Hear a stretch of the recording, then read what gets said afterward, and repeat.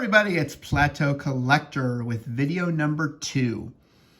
I decided to do a series on what to do with my worthless, and that's in air quotes, common, as they call them, cards that I have scattered all over my house. I have tens of thousands of these cards that are worth nothing. I might be able to get a nickel on eBay, but I end up paying about $3 in shipping and fees and everything else, so it doesn't make sense.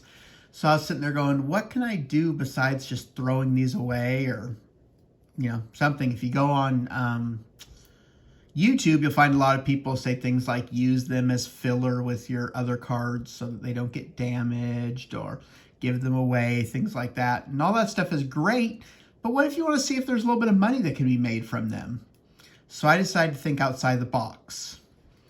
I had a couple of factory sets that were still sealed, and I thought, what can I do with these? I can sell them as a set for maybe $15, but by the time I ship them and things like that, I lose money. So I came up with an idea. Now, as you can see with this pile of cards in front of you, I'm sure the fact that Bruce Sutter is on the front got you really excited. And if you haven't turned off the video already, let me explain what it is.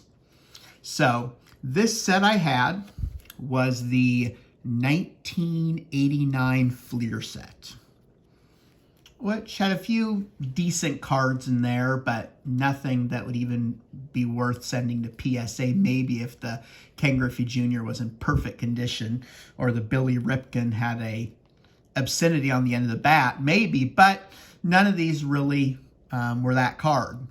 A lot of them had a little bit of damage on the left side from being in a box and for 22 years.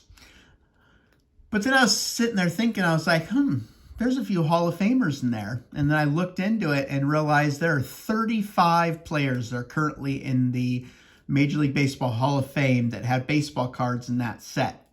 So I thought, I wonder if it'd be kind of interesting to sell the set as 35 cards of all the existing Hall of Fame members. The cards themselves are not worth a whole lot, but if I put all 35 together, it might be kind of a unique, interesting set for somebody. So, and there are some good players. Like I said, Bruce Sutter, not super exciting, but there was Nolan Ryan. You've probably heard of him. He struck out a few people. Tony Gwynn, one of the greatest hitters of all time, rest in peace.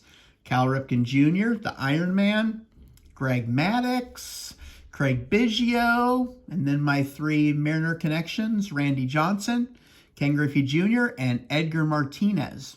So then you've got people such as Harold Baines and Bruce Sutter who aren't very exciting. But I'm going to go ahead and put this up on eBay as a unique set that might be interesting to somebody.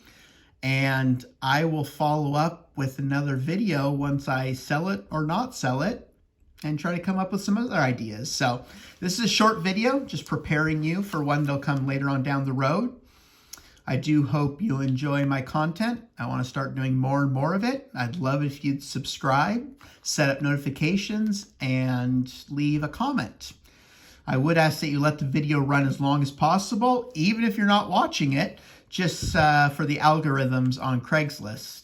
I'm sorry, not on Craigslist, on YouTube. So, thank you so much. This is the Plateau Collector signing off.